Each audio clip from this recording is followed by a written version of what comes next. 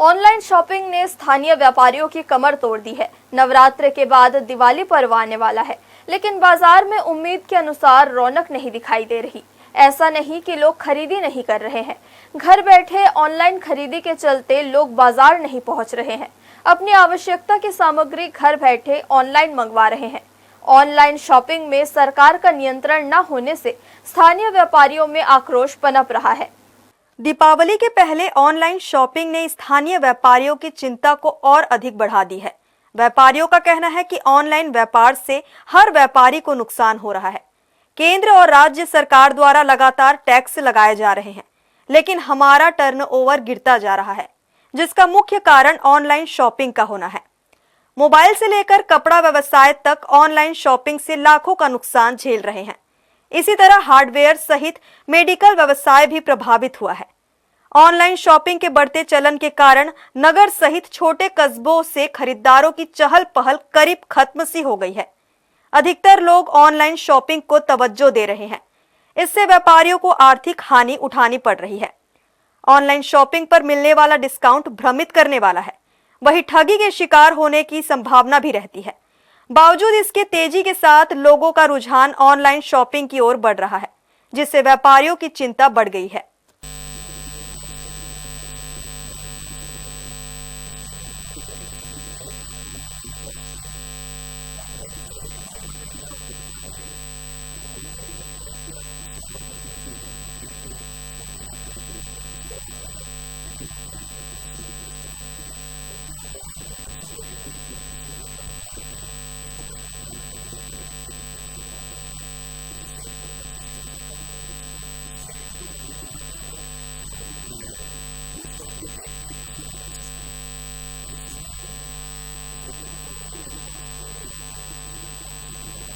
हाँ नहीं, दुकानदार के हिसाब से तो ये कहना चाहेंगे कि ऑनलाइन वाले जो भी बिज़नेस कर रहे हैं उनका कोई नियम या कोई भी एक प्रोसेस सही नहीं होता है।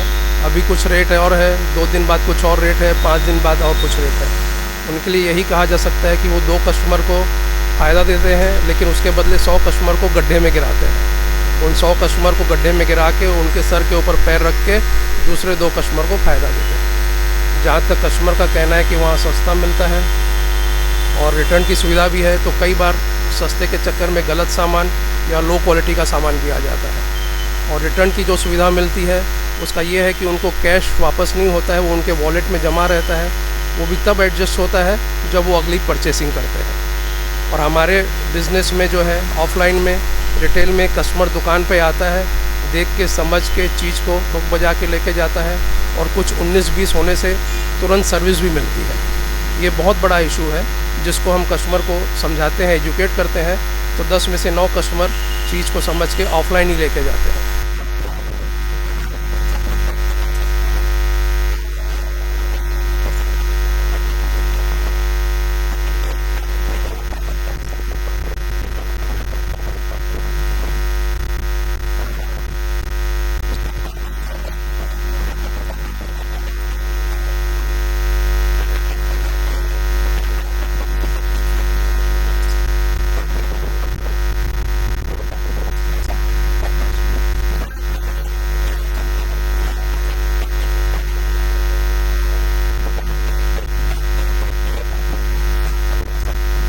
वर्तमान में दुकानदारों की बिक्री कम होने से कई खर्चों में कटौती करनी पड़ रही है।